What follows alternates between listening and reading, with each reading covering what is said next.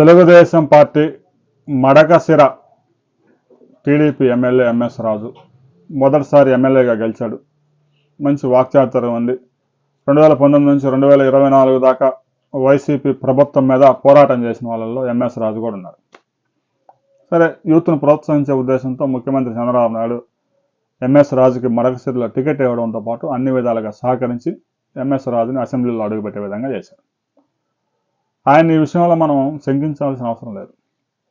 మరో అడుగు ముందుకేసి ఎంఎస్ రాజు దళితుడైనా కూడా హిందూ క్రిస్టియానిటీ తీసుకోలేదు. దాంతో తిరుమల తిరుపతి దేవస్థానం బోర్డు మెంబర్గా కూడా ఇచ్చారు. తిరుమల తిరుపతి దేవస్థానంలో బోర్డు మెంబర్గా రావడం అంటే అంత సామాన్యమైన విషయం కాదు. సహజంగా ఎంఎస్ రాజు దాదాపుగా 400 ప్రెస్ మీట్లు ఇప్పటికే పెట్టుంటాడు. కానీ ఎక్కడ ఒక మాట కూడా స్లిప్ అయిన దాఖలాలు లేవు. చాలా పరిణతి చెందిన పొలిటీషియన్ లాగా మాట్లాడతాడు.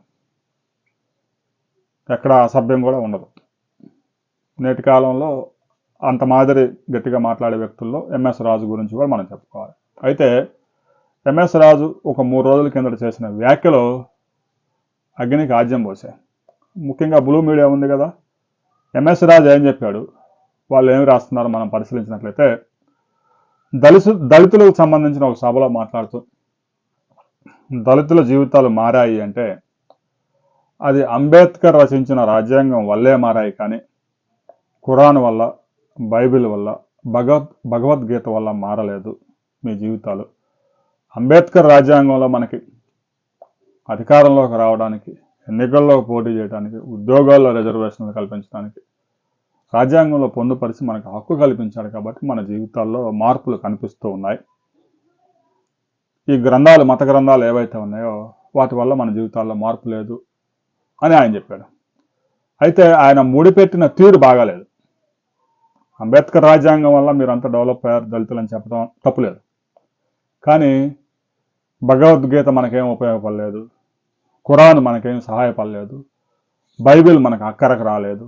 ఈ మాటలు అనవసరంగా లింకు, ఎక్కడైతే లింకు చేయాలో దానికి లింకు చేయకూడనివి లింక్ చేశాడు.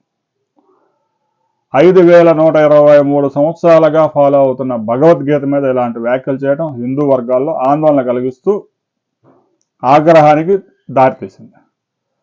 తెలంగాణలోని హైదరాబాద్లోని Goshamahal BJP MLA Raja Singh press meet పెట్టి ముఖ్యమంత్రి చంద్రబాబు నాయుడు ఇలాంటి వారిని దూరంగా ఉంచాలి, హిందూ మతం మీద నమ్మకం లేని వాళ్ళని తీసుకొచ్చి తిరుమల దేవస్థానంలో బోర్డు మెంబర్గా ఎలా పెడతావు అని చెప్పేసి ప్రశ్నిస్తూ ఉన్నారు. హిందూ మతం మీద అతనికి పూర్తి విశ్వాసం ఉంది. దళితుడిగా పుట్టినా కూడా ఆయన అక్కడ క్రిస్టియానిటీలోకి వెళ్ళలేదు, హిందువుగానే కొనసాగుతూ ఉన్నాడు. దేవస్థానానికే వెళ్తూ ఉన్నారు, ఎక్కడ చర్చిల్లో ఆయన ప్రార్థనలు చేసిన దాఖలాలు కూడా లేవు. ఆయన నేను హిందూ అని గర్వంగా చెప్పుకుంటారు. ఆయన హిందువు కాబట్టే దళితుడైనా కూడా తిరుమల తిరుపతి దేవస్థానంలో బోర్డుల మెంబర్గా కల్పించారు. దళితులైనంత మాత్రాన క్రిస్టియన్లు కావాలని ఏం లేదు.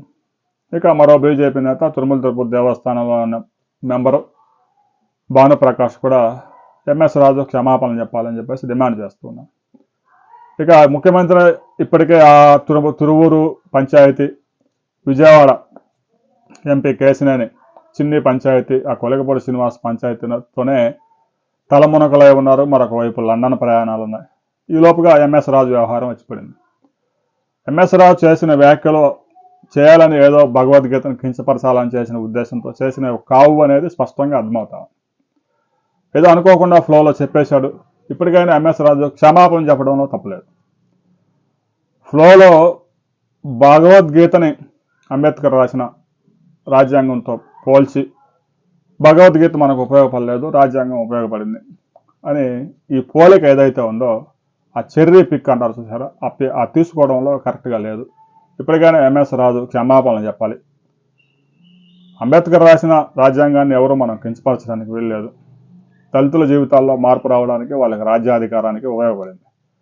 కానీ భగవద్గీత హిందూ ధర్మానికి సంబంధించి ఒక పవిత్ర గ్రంథం. కోర్టులో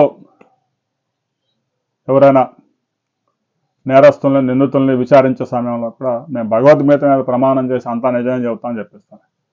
ముఖ్యమంత్రిగా ప్రమాణం స్వీకారం చేసే హిందువులు కూడా వాళ్ళు భగవద్గీత మీద ప్రమాణం చేస్తారు. ప్రధానమంత్రి కూడా నేను భగవద్గీత సాక్షిగా అంటూ ప్రమాణం చేస్తూ ఉంటారు. ఇంత పవిత్ర గ్రంథాన్ని ఇలా తక్కువ చేస్తూ మాట్లాడడం కొంచెం కించపరిచే వ్యవహారం. ఇది ఫ్లోలో వచ్చి తప్పు జరిగిపోయింది కాబట్టి ఎంఎస్ రాజు ఇప్పటికైనా క్షమాపణ చెప్తే ఇంతటితో ఈ ఇష్యూ క్లోజ్ అయిపోద్ది. లేదంటే ఈ ఇష్యూని మరింత ముందుకు తీసుకెళ్తే హిందువులు రేపు రోడ్డు ఎక్కే అవకాశం ఉంది. దీనికి సంబంధించి మరిన్ని వివరాలు, ముఖ్యమంత్రి ఎలాంటి నిర్ణయాలు తీసుకోబోతా ఉన్నారు, ఎంఎస్ రావు క్షమాపణ చెప్తాడా లేదా అనే వివరాలతో మరో వీడియోలో మనం కలుసుకుందాం.